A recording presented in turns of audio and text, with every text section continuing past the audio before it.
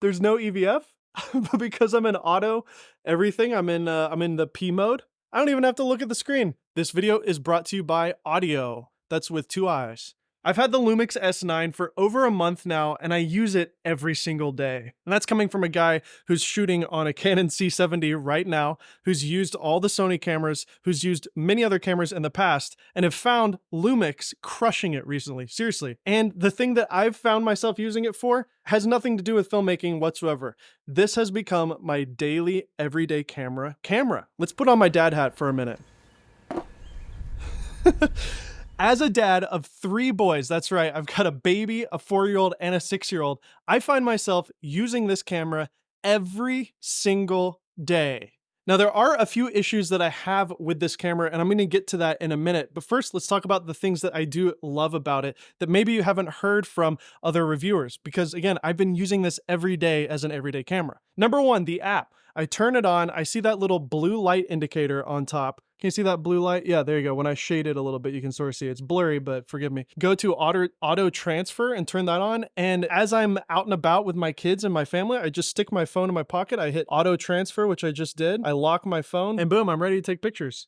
Now, I wish so badly that Panasonic would make more compact prime lenses. And that's one of the negative things for me is the lens options, even though this lens is fantastic. And I would argue if you're gonna buy one lens for this system, this is the one right here, the 35mm f1.8. Not only is it a great optic and the images coming off of it are sharp and excellent, but the 35mm 1.8 is actually the lightest lens in that 1.8 lineup. This LUT system here, as silly as it is, I promise you, is fantastic. The S9 has this thing called LUTs built into it. If you don't know what a LUT is, I would do a quick Google search and figure it out. It's kind of complicated, but basically this is a more technical version of a filter. This little button right here, it's called LUT. It allows you to do some cool color things. It's a great system, and it's going to allow for more and more customization in the future. I am personally using the LUTs from my friend Binge Heish, and I'll link them in the description below. I highly recommend these LUTs. In fact, the North LUT in particular is my favorite. And one of the other things that I love about this camera is the fact that I can dial in the opacity of the LUT strength on this camera. That wasn't the case on previous cameras. And I really, really love the fact that I can stack multiple LUTs even. You can have 2 LUTs. You could do a conversion LUT and then an additional LUT on top of that. I know we're kind of getting into the weeds here, and that's kind of the weirdness about this camera is that it has a lot of in the weeds features, a lot of pro features, which makes it something that I would recommend to a beginner. It's something that you can grow into and learn to kind of dial in specifically for your use case. One of the things that I really truly love about this camera, and one of the things that I didn't mention before, is the Leica monochrome profile. I use this all the time. It looks so good, so rich, so creamy. And again, using this lens or using like the 85mm 1.8 lens on here is a dream. I really love that. And it kind of scratches that itch for me of wanting to get a Leica camera. I still really badly want to get a Leica M camera.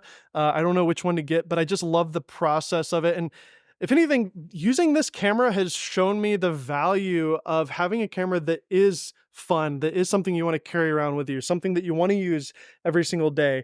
And what it's done for me personally is it's given me a little bit more joy in my shooting process. It just kind of feels fun. And I literally keep it like this in my kitchen. I have it upside, and I set the lens down like this on a shelf in my kitchen. And I've got a baby. I've got a 7-month-old baby. And every day my wife, will be feeding him in the kitchen, spoon feeding him, whatever.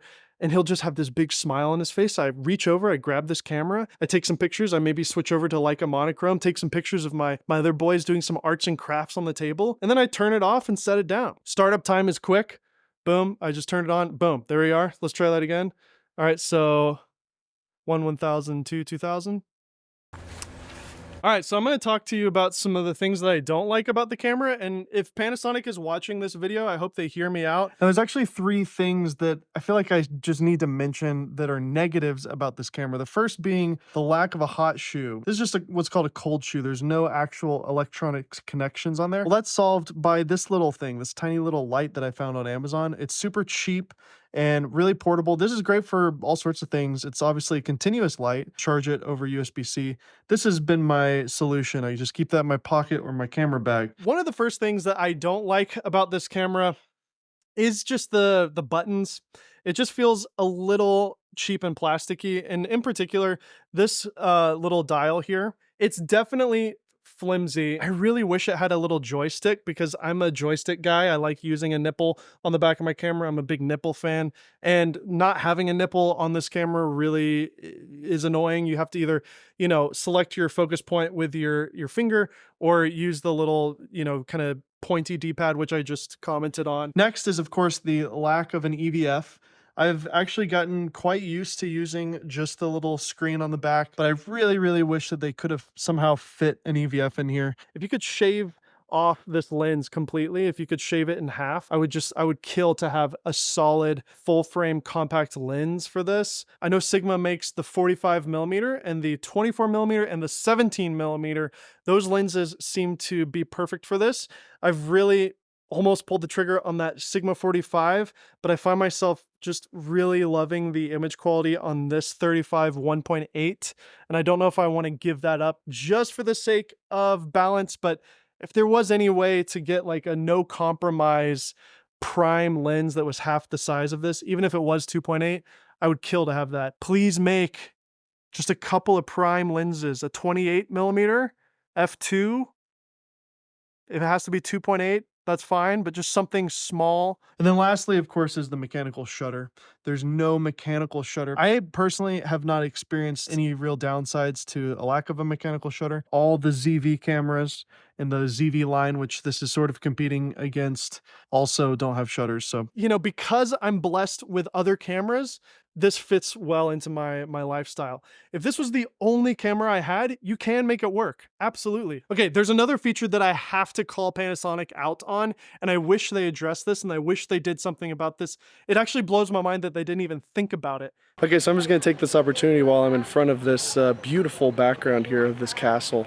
What's the name of the castle? Do you remember? The Osaka Castle. Is it really called the Osaka Castle? I believe so. Mm-hmm. So yeah, how does it sound? Does it sound okay? I'm curious. Dad, can you talk? You're right behind me. Hey, I'm behind the camera, speaking.